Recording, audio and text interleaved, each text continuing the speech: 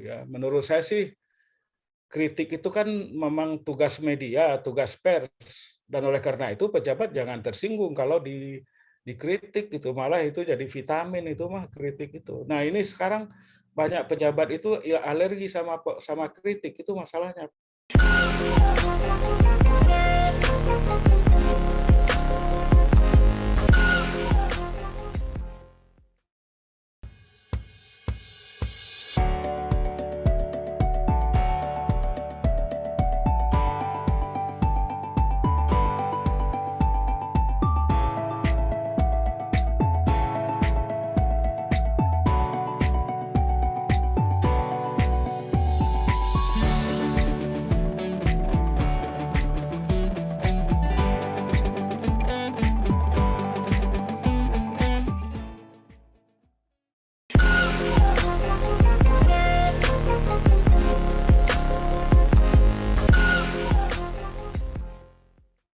Assalamualaikum warahmatullahi wabarakatuh.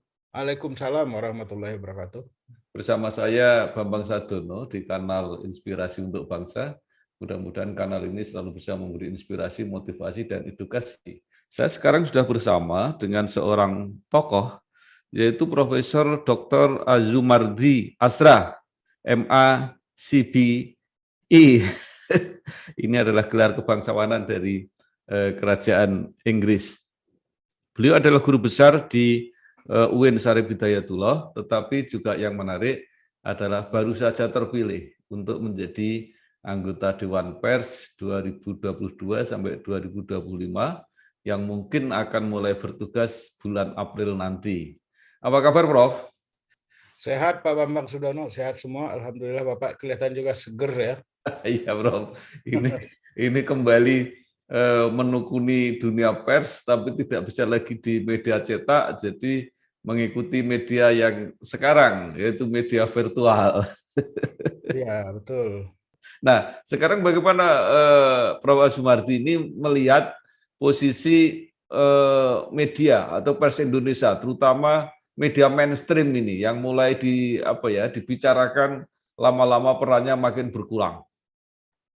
Ya, memang saya sangat prihatin, Pak, karena baik dari sudut saya sebagai orang yang aktif di dunia jurnalistik ya, di dunia pers dalam waktu yang lama ya, saya tahu persis bagaimana peranan media, peranan pers itu tahu ya dalam berbagai segi, baik dalam kaitannya dengan pemerintah, masyarakat, publik ya, secara lebih luas. Dan oleh karena itu saya memang merasa prihatin sekali Pak belakangan ini, terutama dengan eksplosi media sosial, eksplosi internet, ya kan, itu yang kemudian membuat media-media yang konvensional, pers yang konvensional seperti koran dan bahkan juga TV, ya, TV eh, itu kemudian terdesak Pak, berada dalam posisi yang defensif, bahkan posisi mengalami banyak langkah mundur ya. Dulu saya di rumah itu dalam waktu yang lama bertahun-tahun punya berlangganan koran itu ada 5 Pak, 5 atau 6 koran ya. Nah, tapi sekarang 4 medianya itu ya saya nggak usah sebut lah, itu sudah nggak terbit lagi Pak, nggak mencetak lagi. Ya. Bisa langganan melalui e-paper itu bisa, atau media digital ya, ada ya itu. Yang 2 lagi ya saya tinggal sekarang langganan cuma 2 Pak ya. Ya. Dua saja ya, karena yang lain udah nggak ada, bubar gitu kan, nggak ada. Padahal saya itu udah menjadi kebiasaan saya untuk membaca koran ya, selalu baca koran dulu ya sampai 6 sampai 7 tambah majalah lagi kan Pak. Ya. Majalah juga langganan 2, minimal 2 majalah. Tapi sekarang udah nggak ada majalah itu juga, Ya. nggak dicetak lagi, harus langganan melalui e-paper itu atau e-magazine itu Pak. Jadi ini sangat memprihatinkan. Yang kedua memprihatinkan itu Pak, generasi muda kita itu tidak lagi membaca media konvensional itu. Media konvensional itu maksud saya yang cetak maupun elektronik ya, cetak itu. Ya. Di rumah saya itu saya punya putra-putri, 3 putra, 1 putri, tidak satu pun baca koran. Walaupun saya berlangganan nggak megang koran aja juga nggak. Itu heran saya. Ya. Walaupun saya suruh gitu, nggak dipegangi, nggak ngerti saya. nggak ada rasanya kebutuhan. Walaupun mereka suka nanya soal-soal politik ke saya, misalnya soal-soal sosial budaya, suka ngobrolin, tapi tidak mau itu, tidak terdorong membaca koran atau nonton TV berita misalnya. Enggak, yang nonton TV berita itu cuma saya aja, sama istri itu masih nonton TV berita. Nah, anak-anak saya itu juga nggak menonton hiburan, Pak, apa itu siaran-siaran hiburan yang ada di berbagai TV itu, berbagai channel itu. Nah, jadi ini saya lihat memang sangat prihatinkan ya. Jadi kalangan kaum terpelajar ya yang muda, karena anak-anak saya itu sarjana semua, Pak. Ya. Sarjana dari perguruan tinggi yang tapi nggak mau membaca koran, tidak menonton berita, walaupun mereka suka ngobrolin, suka nanya soal-soal sosial, budaya, agama, politik, suka nanya ke saya. Saya jelaskan, saya bilang, coba tuh baca koran, gitu kan. Nggak mau, kan? Nggak tertarik, gitu. Jadi ini tantangan yang sangat berat sekali ya. Hidup lebih asik pakai living. Semua ada di living. Hidup lebih asik pakai living. Hidup lebih asik pakai living. Jadi walaupun sebahagian media konvensional ini sudah berusaha meresponi dengan misalnya ikut juga menjadi paper atau ikut digitalisasi, tapi masih menurut saya sih, menurut cerita kawan-kawan dari berbagai kawan-kawan itu dalam tanda kutip ya, masih dalam tanda kutip kedodoran ya.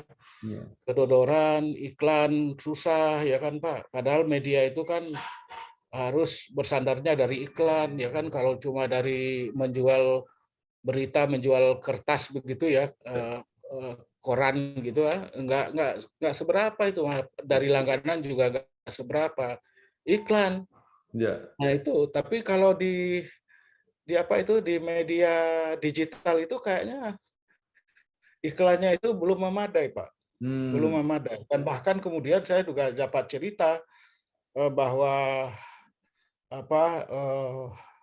ada pejabat, ada lingkungan birokrasi yang melarang ya aparatnya itu, stafnya itu, kalangan birokratnya memasang iklan misalnya di media cetak, media digital tertentu, karena media itu ini media mainstream, Pak, media mainstream.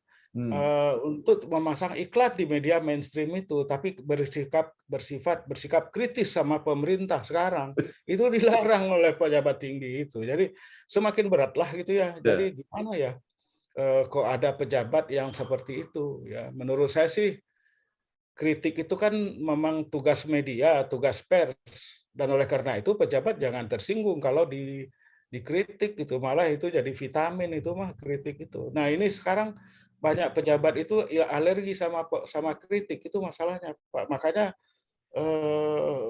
di kalangan para pejabat kita nggak tahu persis siapa gitu kan, menggunakan buzzer ya kan, atau menggunakan orang-orang itu untuk melakukan hack terhadap HP atau gawai orang-orang yang kritis ya kepada pemerintah. Nah ini inilah saya kira tantangan yang sangat berat yang dihadapi oleh dunia pers kita, Pak. Bahwa, dan ini juga yang dikritik oleh banyak pengamat demokrasi di Indonesia, bahwa demokrasi kita itu mengalami backsliding atau mengalami menjadi dari liberal demokrasi menjadi illiberal demokrasi. Apa itu? Itu terjadinya kebebasan beraspirasi, kebebasan berekspresi, kebebasan menyatakan pendapat itu tidak lagi bisa sepenuhnya diwujudkan ya. Karena itu tadi, karena ada macam-macam itu Pak, ada hack, ada buzzer, atau ada influencer dan macam-macam yang tujuannya tidak lain mungkin membungkam orang-orang yang kritis lah, katakan begitu ya, kepada pemerintah ya. Ini yang kita sayang.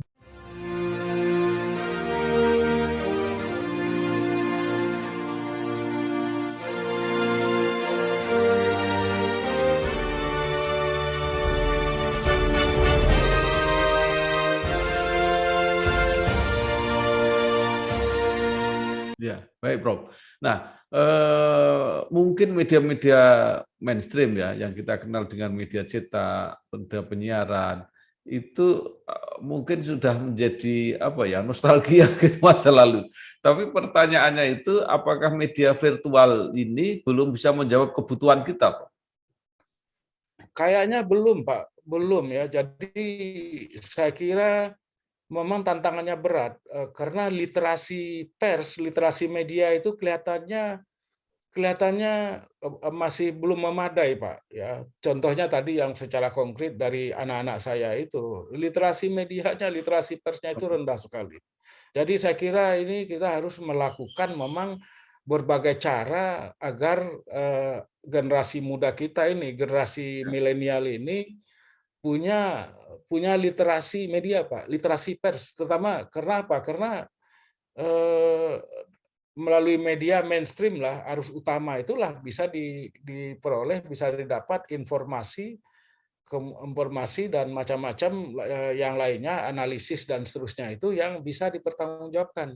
Kan dari situ, Pak. Ya, Dari media Prof. mainstream. Ya, kayak literasi media perlu konten-konten yang cukup bisa diandalkan dari media mainstream itu juga perlu.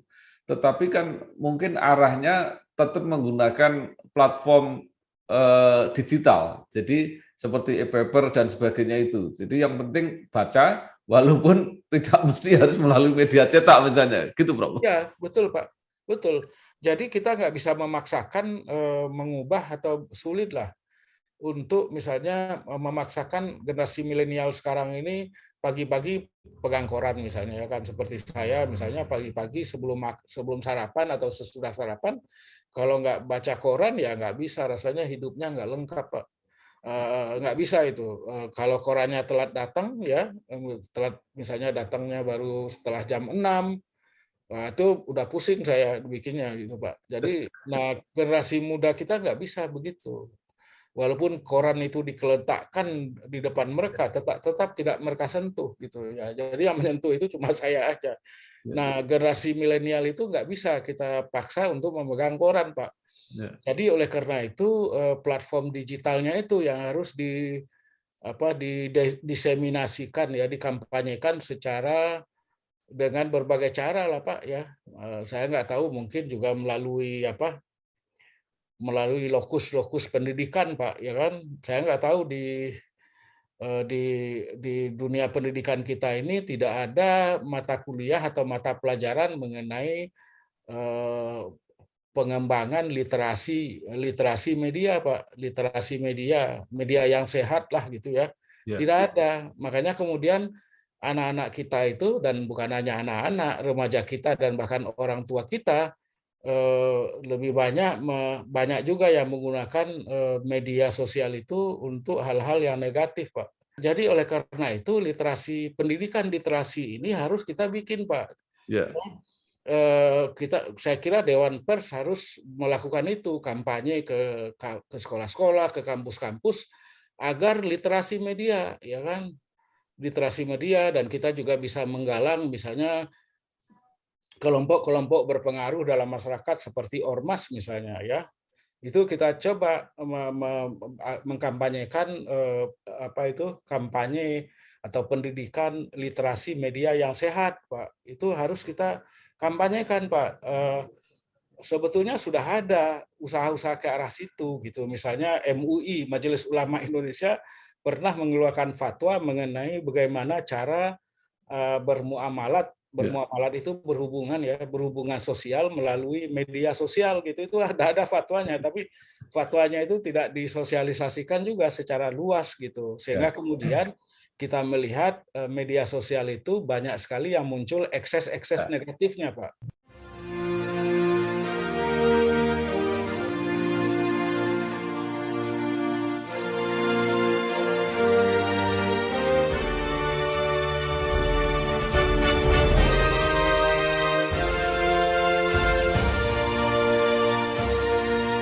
Prof, sebenarnya salah satu kepentingan atau fungsi media itu adalah memberi rujukan, memberi referensi untuk kita mengambil keputusan, tentu harus dengan informasi-informasi yang bisa dipertanggungjawabkan. Nah, itulah yang menjadi kredo sebenarnya dari media mainstream dulu dengan profesionalitas yang tinggi, dengan etika yang tinggi.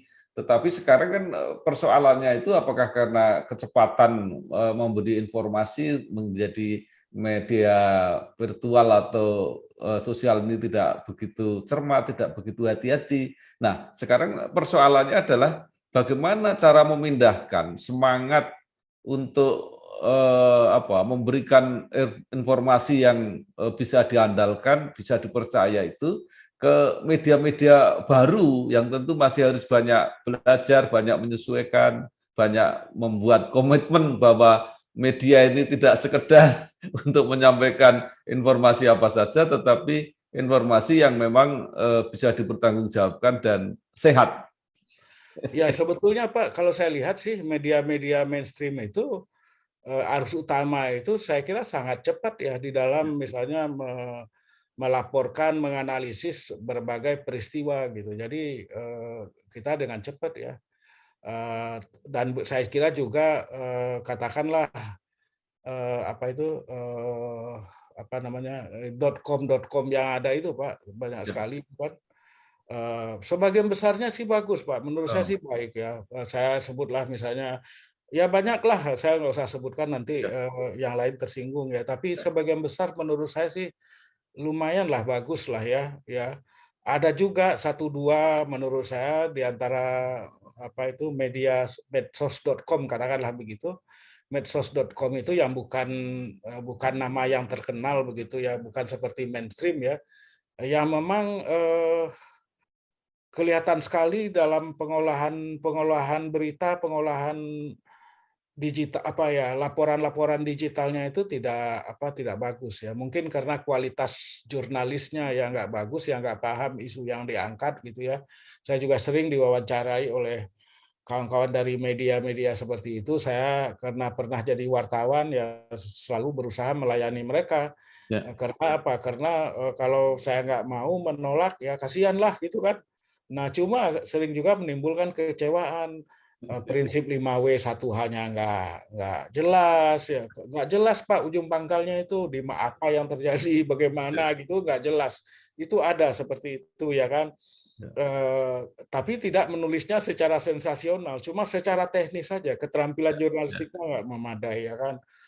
Tapi tentu saja juga ada di media sosial itu beredar informasi-informasi yang dibikin seperti berita, yang dibikin seperti kabar, yang isinya itu sensasional, isinya itu berbau sara, mengadu domba, itu juga banyak Pak. Ya, dan itu yang saya kira sulit bagi kita mengontrol ya. Nah oleh karena itu saya kira dalam hal ini Dewan Pers harus berperan lebih aktif ya dengan berbagai lembaga yang ada di dalam kehidupan masyarakat kita, kehidupan publik itu untuk meningkatkan kualitas ya, kemampuan, keahlian para jurnalis itu ya harus lebih banyak dilakukan. Saya kira saya nggak tahu persis, saya kira sudah pernah dilakukan, tapi ini harus dilakukan lagi secara lebih masif gitu ya, supaya kualitas wartawan itu meningkatlah Pak. Ya dia paham apa yang dia tulis, paham apa yang dia bicarakan dengan narasumber ya kan, dan menulisnya juga benar sesuai dengan prinsip-prinsip kaidah-kaidah jurnalistik Pak.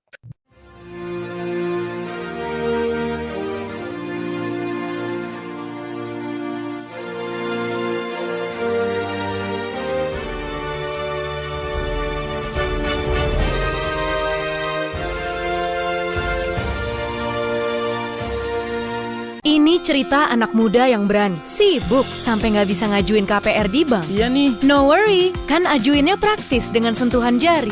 Rumah atau liburan ya? Stop galau, angsurannya panjang sampai 30 tahun. Punya rumah dan liburan juga bisa. Kembangin usaha atau ajuin KPR ya? Nggak usah ragu, cukup bayar bunganya, lo udah bisa punya rumah sendiri. BNI Gria Gue, solusi generasi muda untuk ambil langkah berani. Berani dong. BNI. Ya, baik Prof. Prof sudah mulai menyinggung mengenai apa yang harus dilakukan Dewan Pers. Nah, nanti sebentar lagi Prof Sumardi juga akan berada di situ. Apalagi yang menurut Prof perlu dilakukan oleh Dewan Pers ke depan? Ya saya kira kita saya belum tahu pasti Pak apakah akan nanti menjadi anggota Dewan Pers atau tidak, wallahu a'lam, karena belum jelas walaupun sudah terpilih ya, tapi saya nggak berani berspekulasi mengenai masa depan saya di Dewan Pers. Dari kacamata saya sebagai orang yang pernah berpengalaman di dunia pers dan juga mengamati dunia pers dari hari ke hari ya, sebagai narasumber maupun sebagai pembicara mengenai pers kita dalam hubungannya dengan demokrasi, dengan pendidikan dan macam-macam. Memang saya kira banyak yang harus dilakukan, Pak. Tugas Dewan Pers itu sebetulnya banyak sekali. Yang pertama, Dewan Pers itu harus lebih asertif, Pak. Lebih asertif di dalam sebagai sebuah kekuatan kritis, kekuatan pengimbang sebagai moral force di dalam masyarakat ya. Apalagi sekarang ini kekuatan kritis itu tidak harus sikap kritis itu berarti memusuhi, enggak, tapi mengingatkan ya sebagai mitra kritis dari pemerintah. Banyak sekali yang harus sebetulnya disuarakan oleh Dewan Pers ya. Apalagi di tengah tidak berfungsinya kekuatan oposisi. Maka kemudian kan selalu dikatakan Pak, pers itu, media itu, freedom of the press, media yang bebas itu menjadi salah satu pilar penting di dalam demokrasi.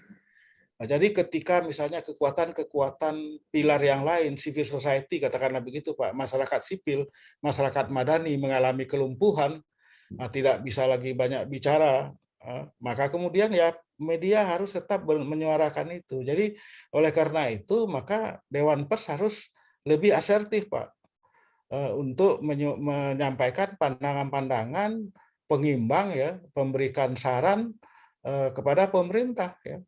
Sekarang kan kita nggak dengar, coba misalnya di dalam soal BRIN misalnya ya kan, tidak ada juga dalam soal IKN juga nggak ada pandangan dari masyarakat sipil, juga nggak ada. Jadi oleh karena itu ya memang masih ada tuh media-media yang sebetulnya sikap kritisismenya itu masih kelihatan, dan saya merasa senang karena media-media ini sering memfasilitasi ya, sering memberikan tempat pada saya untuk berbicara gitu ya. Ini bagus karena tidak semua media itu juga berani Pak memuat misalnya pandangan-pandangan kritis itu, nggak semua media juga berani. Nah, jadi ini Pak tugas yang menurut saya paling penting ya. Yang kedua, tugas Dewan Pers ke depan itu adalah bagaimana membangun literasi ya, bukan membangun literasi tapi membangun semacam modus ya, semacam modus di antara media konvensional cetak dan elektronik itu dengan media digital Pak. Itu bagaimana formatnya gitu. Ke depan itu bagaimana? Ini yang harus kita bangun, dan memang ini belum kelihatan Pak. Di tingkat internasional pun juga belum ada. Saya selalu mendapat email ya, misalnya dari New York Times gitu, untuk berlangganan Pak, dan murah sekali, hanya $1 gitu, $1 gitu kan kira-kira. Tapi belum berhasil juga, atau The Guardian London misalnya itu. Nah saya kira ini salah satu tugas yang paling pokok. Karena apa? Karena kalau ini formatnya ini bisa kita bangun, maka kemudian kita bisa selanjutnya melangkah ke tugas berikutnya dari Dewan Pers itu, yaitu meningkatkan kualitas dan sekaligus juga kesejahteraan para jurnalis, Pak. Sekarang ini kan karena format antara media cetak dengan media baru ini, katakanlah yang baru ini, yang media sosial ini, media digital ini, akhirnya banyak insan pers itu maksud saya jurnalisnya, kemudian tenaga administrasinya akhirnya dirumahkan. Ada yang memang diberhentikan, ada yang ditawarkan pensiun muda, pensiun dini. Itu kasihan Pak, kawan-kawan begitu ya. Karir mereka kan kemudian tamat Pak, karena kalau sudah usianya 45, 40, 50 apalagi sudah nggak bisa cari pekerjaan yang lain. Nah, ini juga kita harus memprioritaskan ini, bagaimana membangun format ya yang bisa menjamin ya bisa menciptakan lembaga media yang sehat, Pak. Yang sehat itu maksud saya secara ekonomi, secara keuangan itu viable. Nah, Viable itu artinya memiliki sustainabilitas. Sustainabilitas itu bisa berkelanjutan dia. Nah, kalau dia nggak memiliki viabilitas dan memiliki sustainabilitas, dia nggak bisa mempertahankan insan persnya, gitu kan? Maksud saya jurnalisnya, kemudian juga tenaga macam-macam lah, sampai ke lopernya nggak bisa dipertahankan, Pak. Mereka kemudian harus gulung tikar semua. ya, Jadi baik. yang saya kira ke depan harus kita usahakan, Pak.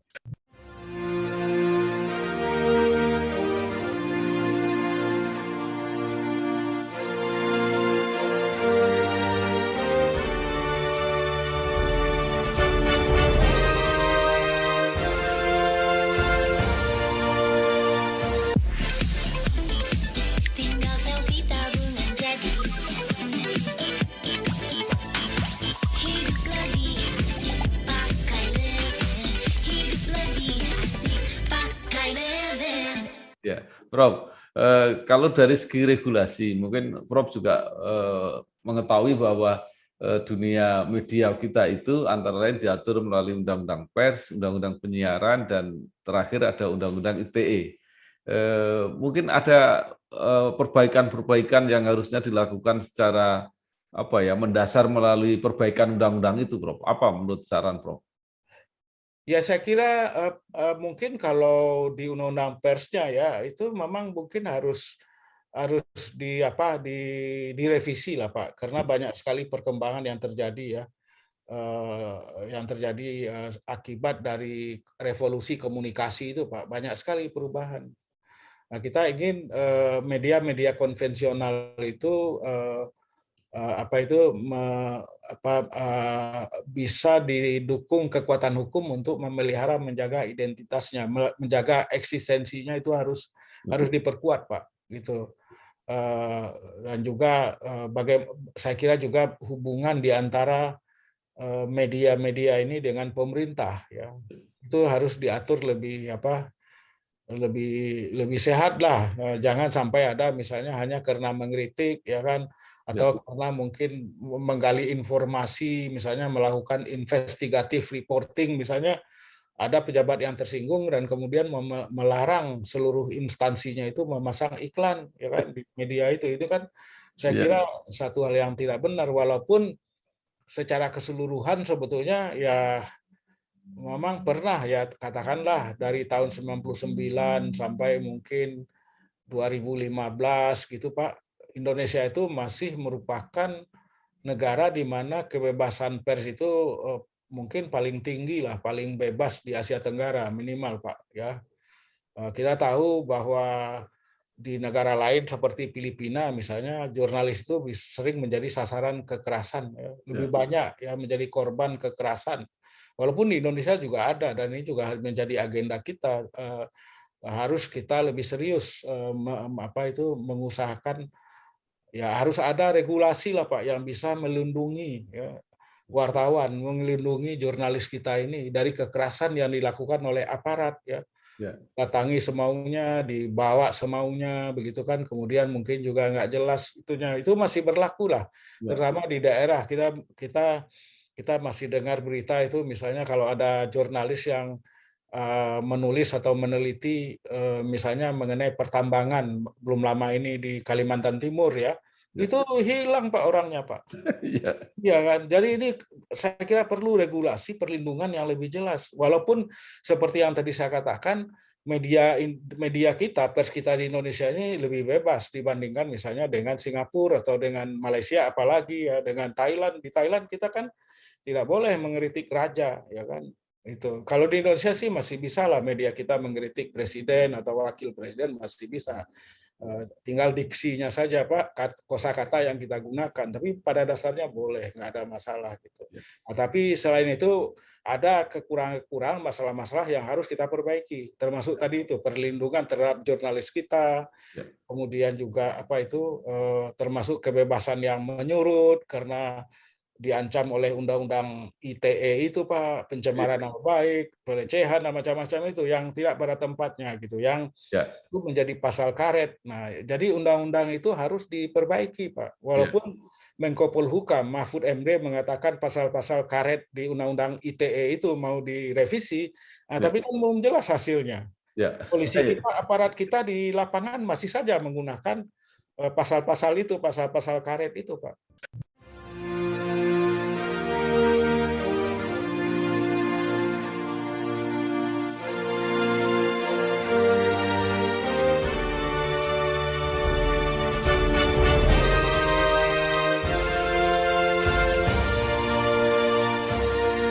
Terima kasih sekali Profesor Dr. Azumardi Azra, MA CBI, Guru Besar UIN Syarif Hidayatullah, dan yang sudah terpilih akan menjadi anggota atau siapa tahu bisa jadi ketua Dewan Pers periode 2022-2025.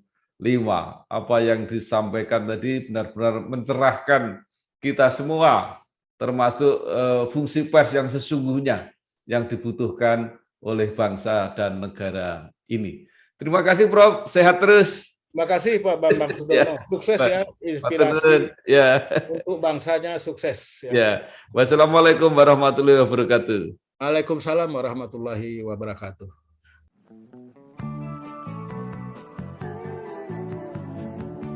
Soal KPR dan punya rumah, dari dulu cuma ada satu nama, satu bank yang megang banget. Sekarang A sampai Z-nya serba digital buat kita. Cukup satu website untuk mulai cari hunian yang oke.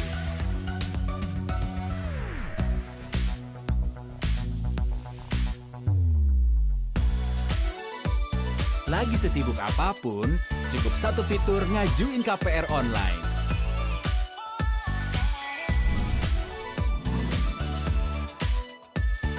Sampai satu aplikasi biar gampang bayar biaya rutin.